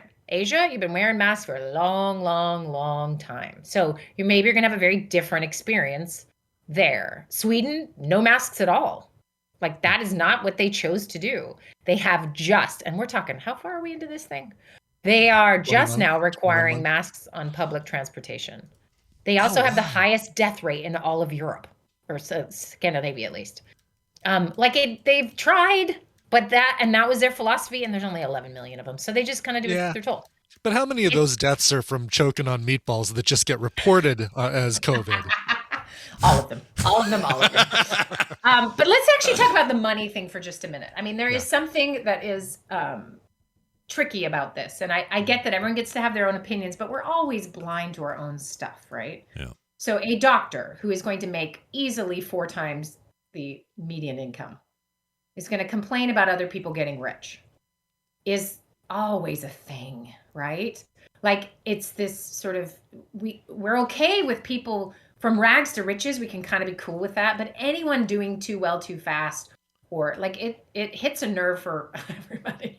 And I think there's a bit of like, all right, I get that. I get the impulse. I get that you don't think you're that rich. But there is a bit of this sort of wealth capture greed that is just sort of pervasive and frustrating, right? Because the truth is, you're not going to make money on vaccines, and you are going to make money when the drug rep comes to your office, brings you a pizza. We know because of many studies, you will give that drug out because you got a pizza. Right. And so we're all complicit in this same problem, is our own hypocrisy, our own inability to smell our own poop, right? Is tricky. I had this moment the other day. This was I don't know what it was, but even when I told people about it, you could see them bristle. But I just had this moment, I was washing my hands probably, walking around, and I just had this thought like, wow, if I did not think COVID was real, like many people do, or if I thought it was all overblown, or if I was like this doctor who's just like this stupid, and it's all about money. Yeah. If I believed all those things and felt that way, wow, would I be annoyed with everyone? Yeah. It was like a moment where I switched shoes, and I just thought, yeah, that is obnoxious that someone is constantly wearing a mask while trying to talk to you and you can't really hear them when you don't think it's necessary. Like, I could have empathy for that position for a moment. And then I've just told a couple people, like, yeah, that was really interesting. It's just like, I didn't choose to do that. It just kind of happened. And they were just like, yeah, but, and I'm like, wait, hold on. Yeah. Nothing happened. I didn't go to the dark side. I just had a glimpse of like how frustrating this might feel. If I've learned anything, it's that, man, that's dangerous stuff to say sometimes. Like I've said before online, like someone will say, oh, how do I put this? Like I'm really torn on like the concept. We've talked about it before, but the concept of cancel culture. In a lot of ways, I don't think it exists, but in some ways, I understand why people think it does. And when I hear somebody on an extreme position on either side of a conversation around that kind of stuff, there are parts of what they're saying I go, well, I could see why they feel that way. Even though fundamentally I disagree with them, but I see why they feel the way they do. And most of that is like, well, because they also feel this way about this other thing, or they've never experienced this. So, well, how else would they feel? Of course you'd feel attacked or whatever. Boy, the minute I say that, is the second you dogpile from the other side that might even be your side, might even be the place you hang out the most, and they're ready to kill you now for even suggesting the idea that you could see how somebody might think a certain way or feel a certain way or say a certain thing. I hate that we have made it so that we can't say that stuff without immediate judgment from everybody all over the place. Like, I like hypotheticals, but they're in today's world, me talking about hypotheticals are dangerous. People get mad at me just because I said, all right, imagine if you will, and that's enough for them to go, I can't believe it, and they lose their minds. And and here's the thing about that this maybe is too simple of an explanation, but it's just free to do that. So I want to say it's still David Sedaris that I was listening to. It could have been somebody else who loves fan mail, and that's all he'll read.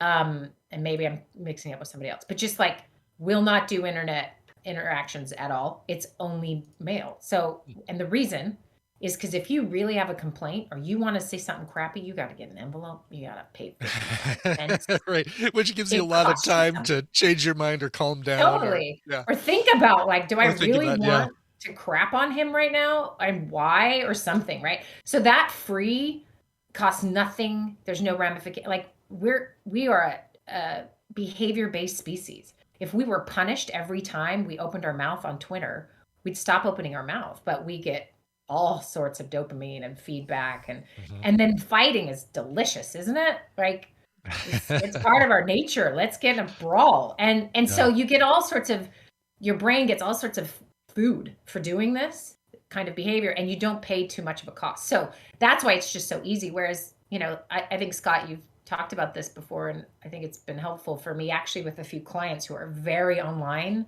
and have been Me Too'd, or they've been canceled in some form. These are small fry I'm talking about, but it feels like the end of the world. And it's because the world is so built on their online persona and platform, when really their work is not even scratched because it's actually done outside of online. Whereas, your work is online to some extent. So maybe it's a little bit different, but this idea of inviting the troll to lunch, right? Like, come and talk to me. Right. Let's create that human connection. It's actually creating a cost, and that is the social-emotional cost of being unkind to someone's face, as opposed to writing 5 words and getting a bunch of dopamine hits and, et cetera, right? So that's a piece of this. But I want to draw it back to this doctor and patient relationship. So you've been with this doctor for 20 years. They're saying things that you're not quite sure of. You're left with a conundrum that everyone is facing to some extent in their lives, right? You're going to have, and this is why the bifurcating and solidifying into your camp seems to be happening, right? So if my dentist doesn't wear a mask, except for barely to protect himself in the end, right? Yeah. Doesn't want your spittle in his mouth because your breath stinks. Sure. I have to then go, am I comfortable? Do I feel good here? Does this feel, you're asking yourself that question when you would not have even thought about it before, right? So suddenly all of your different contacts and people you've known a long time and close friends and family members, you have this sort of this turmoil. And that's what this person is facing. They're having a connection with their doctor. They can hear what the doctor's saying. They're being open enough to, like, okay, well, maybe, I don't know. At this point, you're all boosted and shot up and probably not in a hospital dying. So you just got to go with whatever you've chosen. But now the doctor says, well, I think you need to do this. And so you're maybe in a different position. Or maybe you just go, you know what, in this one area, that's going to be their thing. And he's taking the risk himself, but I'm not at risk, or I don't know. But I think that's the most interesting thing about this email to me, is not that a doctor doesn't agree with all other doctors, because humans are humans all the time. It's more that this is very representative of, so think about it. Have you guys fired anyone or stopped seeing somebody or doing something different because that person now has become a pundit? I'm using that word because what is a pundit? A pundit is someone who doesn't have anything else to be doing and is only going to get paid for for politicking when they're no longer elected, or they don't actually have power to do. So they go on shows and they get paid to talk, and usually to talk crap and make things, stir it up and make it worse, right? Yeah. I think sometimes people will be doing that. My My eye doctor's a pundit. Like, no one's paying him to talk about presidential elections, but he's doing it. But there he is. Right? Yeah, he's risking people not going back to him, right? So it is actually a risk to his business. So I'm just wondering, do you guys have any experience with this? Let me ask you this, because to me, I keep going back to the same one, and I'm not going to use names or anything, but you'll know who I mean. It can be like, to me, this is like somebody who we see as in a position of authority.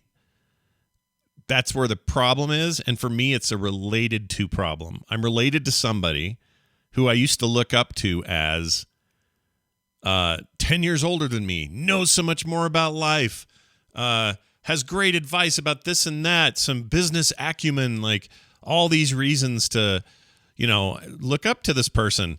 And they've gone complete wackadoo in the last 5-6 years. And now I can't even really talk to them because I feel like icky when I do. Again, I don't want to get into specifics, but Wendy, I think you know who I mean. It's really hard for me, and that's someone I'm related to.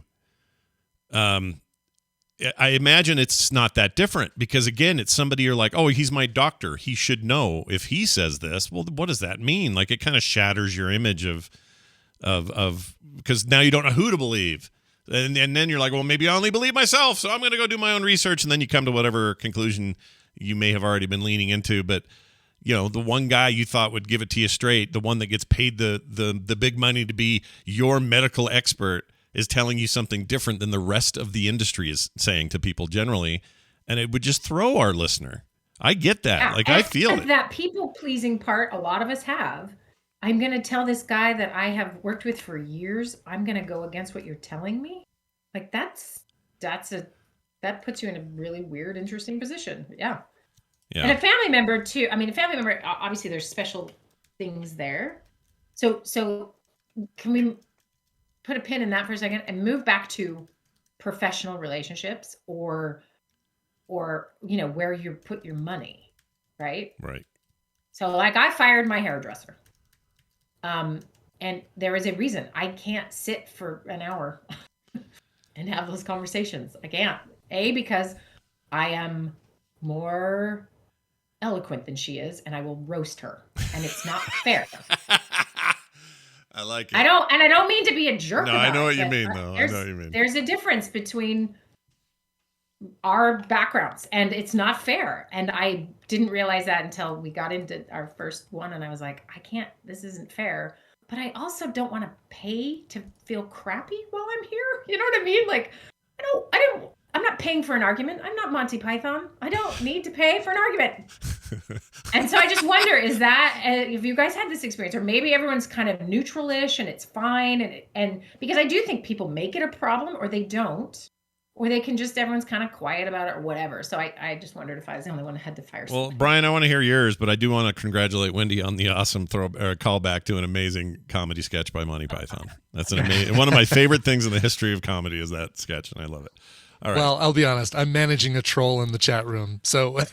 Oh, fun! I have been ignoring the Yes. chat room because that's what Please I do during Wendy's segment. And now. you guys should, and you should continue on, and Yeah, I don't look at the chat during Wendy's segment anymore. I learned my lesson months ago not to do that. Ever to fight with what I say? Oh, there's always stuff. It's not. Always don't worry. It's nothing new with you specifically or anybody specifically. It just always happens, and I don't know what's happening in there right now, but I'm ignoring it as a result. Yes, exactly. But like this, Can we all just say how adorable it is that you guys protect me? That's really sweet. Oh well, we do what we'll we gotta always do. be your human shield. I'll take it. I may chase you down with a fake hot ironing thing, That's hot fine, poker, but at the end of the day, at the end of the day, we're all in it together. But yeah, like this sense of, well, I thought you would be the one to know, and now you're saying this. That's really disconcerting.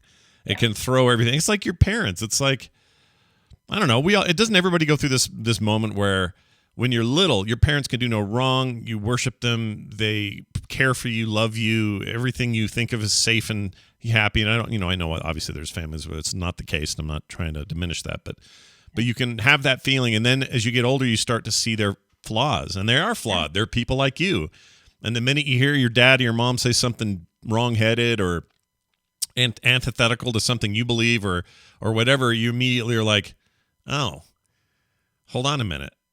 The menagerie is falling around me. Like this isn't as real as I thought it was or whatever. And it takes some time to, reconcile that. We're just doing this on such a societal level now. So whether it's your doctor, a voice of authority, or a clergy person, a voice of authority in your life, or someone you're related to who you saw as somebody as an authority in your life, and now suddenly you have to question that because they seem like they've lost it, or the other way, you buy into whatever it is they're saying, and now you've gone completely down that hole, and now everyone else is having this problem with you. Yeah. Like it's really complicated when it happens on a macro level or on a scale, a scale we're not used to as people. Usually these things happen, within our sphere, but now it happens on an internet global scale.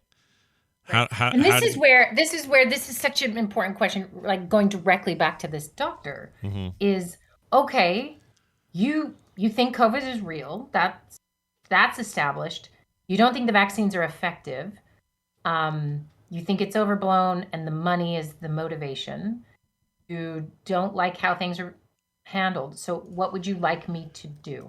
What are you doing? Is it just like you think it's the flu? Is that what you think? And that we shouldn't get flu vaccines either? Or is that connected? Or like the answer. So I think we get stuck in the fighting, right? Get stuck in the my case, your case. Is what I think. And it's really tricky, especially if this isn't modeled at home. You're not doing this in, practice where you are trying to meet in the middle or compromise or try to understand each other's points, because this is couples counseling. It really is, right? Which is, we both actually have the same goal. I want to feel safe. I want to know what is true. I want to be okay. I want my family to thrive. Like everybody has the same, usually, desire, right? And then usually, how we get there. So if I feel like everyone is out to get me because they're secretly keeping information, and now the internet has just exposed all the truth, and everyone just wants to go along like nothing's happened and just do whatever the establishment tells me, that would make me feel threatened. Yeah. Right? Yeah. And then vice versa. Someone comes along and like, all of this is crap, and the truth is that there's kids with claws in a tunnel underneath Cincinnati. I don't know, I just made up that last part. That's a good one. And that makes them feel safe to think they have special knowledge. Yeah. And I think, okay, the world isn't safe if you walk around cutting hair or whatever, you know, like you whatever you might believe in suddenly feels very tenuous that we're all working together, which is my whole point that I want to get to, is that what does this actually mean about what we think of each other? So what could this guy do with his doctor that is appropriate, healthy, within normal boundaries, that eases whatever tension? He's saying this is just for fun, to throw this out for food for thought, because apparently he wants to make someone mad in the chat room. I don't know. And I don't know. He knows what I would say or something. But it also might just be like, how do you settle your feelings in some of these dynamics? Can we still be kind, connected, open, and disagree? And can we do it in ways that maybe no one showed us? And that's what's so tricky, is like, look around. What is the general model for getting along in a country that's this old with this many problems? I don't know. Right? Yeah. And we're different. Mm-hmm. We have baggage for sure, but we don't have some baggage that other countries have struggled with. Everyone's obviously a little different because of cultural mixes or whatever, but like, what's the next step with this? And I mean, maybe I've overplayed this a million times, but it comes down to the individual, and then down to that individual's relationships and their place in the community. But how does that, we can have everyone in therapy. I don't know if that's going to solve all the problems, but is it going to be, I don't know, some new model of how can we talk? How can we think of the greater good? Because if everyone thinks the greater good would be served by being on my team, well, we know what that ends up like in history, So it's tricky. There's got to be some other way. And of course we have these conversations, and I never know how it actually works in the end. Right. Yeah. So this is why I don't want to answer it. When you send it to me, I'm like, no. I know. Your first, this is the funny thing, is I could tell your initial, and mine was too, the initial reaction is, oh, do we really want to go there? Mm-hmm. But I'm glad you said ugh and then yes. Because it's just something that's been on my mind lately. You know, you want to be. It's no different than like this. I don't know. There. I'm sure there are people who hear. Well, I know this is true because I get emails sometimes saying, "Man, you're so far right" or "You're so far left." I get both, and I don't know why, because they're hearing the same story. They're just assigning their own whatever to it. And we don't do politics on this show, generally speaking. You know, there's mentions here and there, but we really we downright avoid it. It's not part of what we do. But it is so seeped into everything these days that it's impossible to avoid it. And when you have somebody in your life, either personal or public or whatever, that you hold in some sort of esteem, and then they change that equation by saying something or doing something, whether it's something that's drastically weird or not, you can't help but then go, well, now wait a minute. If they're like that, then who else is like? You know, you start to just chip away at all of your pretty pictures you have in your head. They're not all so pretty anymore. And it's frustrating. And this is just like life. I mean, I get it. Little kids do the same thing, like I mentioned before, with their parents and people around them. And, you know, the institutions that you thought were unassailable turn out to be pretty saleable as time goes on. And hopefully what you end up at the end of all of this is a healthier understanding of how diverse everything is and how different we might think of each other. And then think of ways to connect in common, you know, where we do have common ground and that sort of thing. But not everyone ends up there. And the people that don't end up there end up really polarized and do things like storm the Capitol or... Well, I think you also have a thing where we might be in the middle of something as opposed to the retrospective, right? Like we can all look at certain things in history and go, oh, well, I mean, were the Germans just sitting around letting this happen, you know, or whatever. We're in the middle of, so we don't know. But I think you're onto something really valuable, which is we all need. First of all, it's because we're not supposed to know more than 150 people. We are literally not capable of having more than 150 people in our lives where we manage it. This is the original tribal reasons our brains are developed the way they are. Yeah. We have now expanded that to an endless number of people get to decide if you're worthy of love or not, or death, right? Think of I think the most common knee-jerk, disturbing reaction people have to someone they disagree with is a death threat. So that to me is the epitome of some very primal, deep tribal response. Mm-hmm. You should die because you voted for a thing I didn't want you to, or you should die because you said these words. Like that is crazy if you think about the level that is. But it just isn't. And it's common, sadly, and it's because you didn't buy a stamp to write it. I swear to you, if we had to buy stamps again, people, there's no cost. But just that idea of like that shows you that feeling, that anger, that like what else is going on for that person that they think throwing out "you should die" is an appropriate response. Well, I don't know if they think it's an appropriate response. It's just how it feels. Yeah. And so in a tribe of 150 people, if you use those words, if you acted that way, there's a lot of things that would be in place already that would, you are not going to make it. Right. Yeah. And so we're bigger. We're not meant to do some of this stuff. We have responses that are tricky. We're just not as evolved as we need to be for this society that maybe we are now our eyes open to.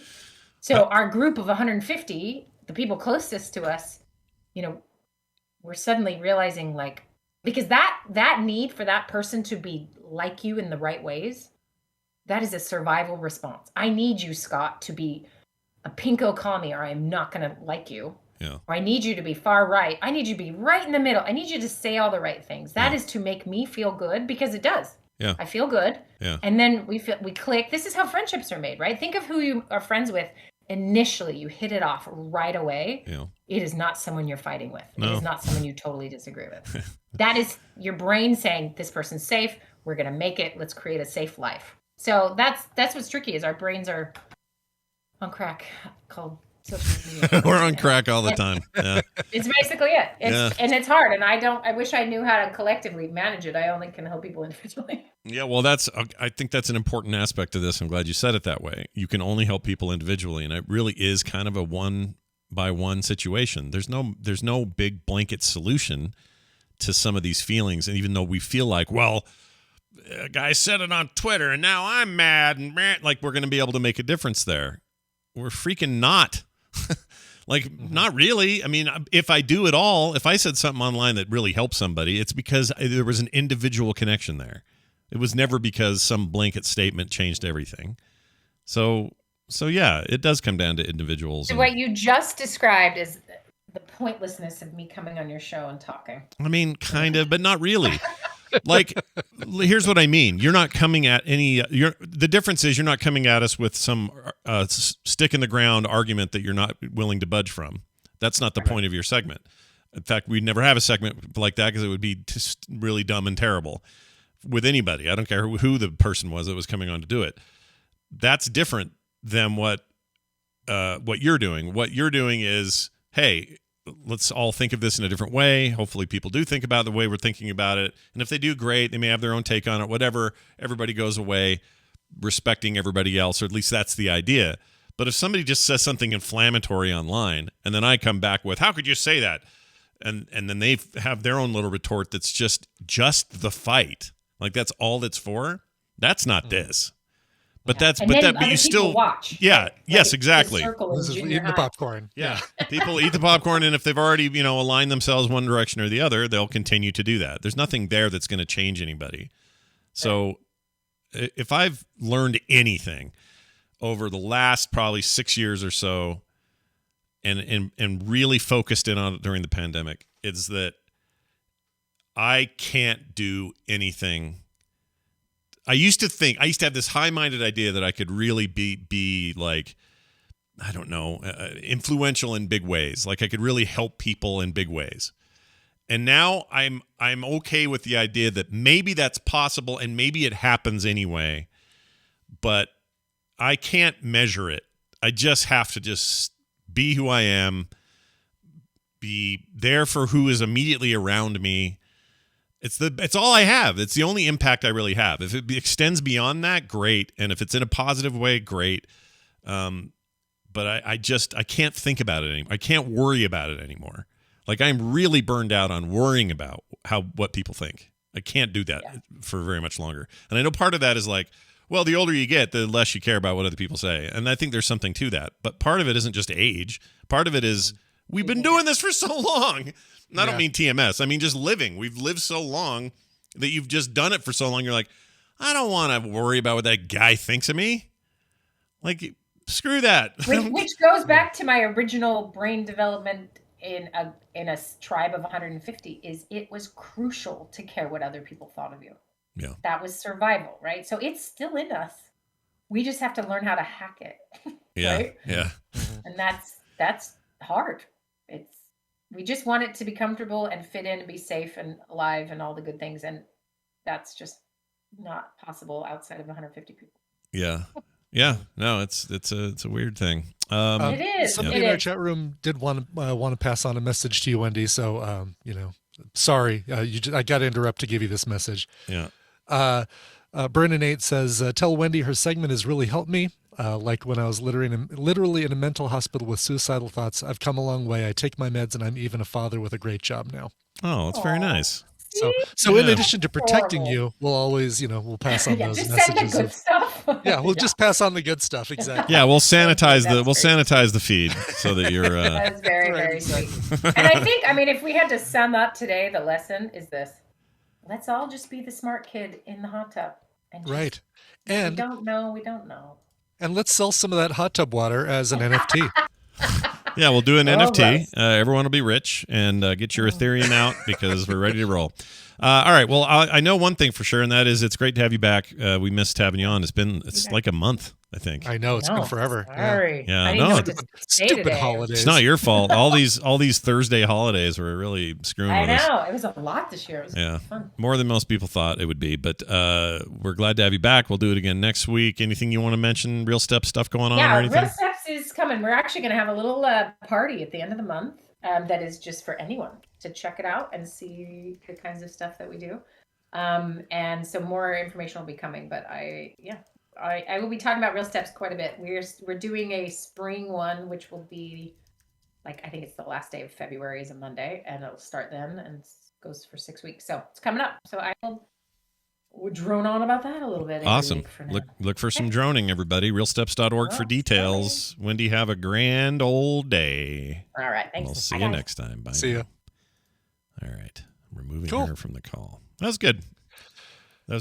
Yeah, it was good. I first got that message. Sorry, I missed a little bit of it to do some management, I didn't even see. I saw none of that, so I don't know who it was. Yeah, that's totally fine. That I feel like as the Andy Richter of the show, sometimes it's my job to keep Max Weinberg in line if he gets out of control. It's a good idea. All right, well there you have it. Did I just cross late night hosts? I think I might. Did you? Wait, Max Weinberg. Max Weinberg was he? He wasn't Conan, was he? He was. No, he was Conan. Was he Conan? Max Weinberg? I thought it was. In the Max Weinberg 7? Yeah, that was Conan. Conan. So I actually, I did. Good. All right. Man, those Conan years were good. It was really great. Good, yeah. As much as I loved Letterman, I swept right into the Conan years. It was fine. And I think he would have. I wish NBC wouldn't have screwed him on Tonight Show. I think he would have done great on there. Mm-hmm. That was just weird. How am I supposed to watch Jay Leno when you bring him back? Are you kidding? Goofballs. That was dumb. Yeah. All right. The heck do you mean? No, wait, that's not. That's not him. It's more like, you see this? You see this? That's what I was thinking. You see this? Oh, hey, you see this headline here? Yeah, look at this headline here. I got all the cars in the world. I own them all. All right, check this out. Patreon folks at home joining us every day because you like the show. It means a lot to us. I want to thank Elisa, I'm not sure which. She is at the grade A plus level. Mark Jackson at the grade A level. And, of course, Jason Miller at the grade A plus level. You three are awesome, and so are all the rest of you who support the show. If you haven't done so yet, go read all about the reasons why at patreon.com/TMS. All right, we got to get out of here. We'll have a PM tomorrow. I think we're doing apps tomorrow, so that'll be fun. Well, and despite your best efforts to silence me, Scott, and gray out me talking about Coverville up in the end. Oh, I didn't mean to do that. Sorry. Go ahead. I didn't mean to do that. There will be a Coverville this afternoon. I know you didn't. I know he was like, oh, we ain't got time for any of this stuff. Yeah, I just killed it. Sorry. Coverville today celebrating what would have been the 75th birthday of David Bowie. Real name, David Jones, but changed it because of the Monkees. David Bowie would have been 75 and probably still would have been putting out amazing music, and we know it. It's a fact. It's just proven with science. Yep. So covers of all of your favorite David Bowie songs, including stuff by Garbage and even one of the members of ABBA. Today, 1 p.m. Mountain Time, twitch.tv/Coverville. Just one ABBA is involved? Just one of them? One ABBA member. Okay. And right. I'll even hint that it's one of the A's in ABBA. Ooh. Yeah. I don't know which. She knows there's something going on. Oh, it's one of the ladies then. It's one of the ladies. Okay. Well, the ladies were the A's, the guys were the B's. Oh, they were? I never knew that. I didn't know that. Anna-Frid Lyngstad and Agnetha, what was her last name? Bjornheimer. Yeah, no. Those were their initials. ABBA were, I had no idea. I didn't know that. Anna-Frid, Agnetha, Benny, and Bjorn. Oh, I just thought it was a fun word. I had no idea. It was an acronym, basically. It was like Swedish. It was like a bookcase or something. I really didn't know. You keep your A's on the outside. You put your books in the middle for B. There you go. Right, exactly, yes. Nailed no, I was thinking of like an IKEA bookcase name. The ABBA. The ABBA, yeah. That's the joke I was going for there. 3 screws and a tiny little Allen wrench. All right. Right. That's it. Falskog. That's right. Thank you, Molly Fenton. Nice. They've always got our backs most of the time. Yes. That's it for today's show, Brian. Now we should play a song. You got a song to play? I do. Great. Ryan wrote in and said, can you play The Metro by System of a Down? This is a cover of a song by Berlin. I don't know anything about Berlin, but the song makes me happy. It's the capital of Germany. Thank you for being a constant and positive source of entertainment for so many years. Oh. No, Berlin is boy, if you don't know Berlin, you know more about Berlin than you think you know. If you've seen the movie Top Gun and heard the song Take My Breath Away, that is also Berlin. She also did a song where the guy is just a man and she's a goddess and a hooker and she's a librarian and she's a television repairman or something. Anyway, this is the song The Metro. This comes from the soundtrack to Not Another Teen Movie from way back in 2001. It's System of a Down and The Metro. This show is part of the Frog Pants Network. Frog Pants Network. Get more shows like this at frogpants.com. Some weird film sack thing I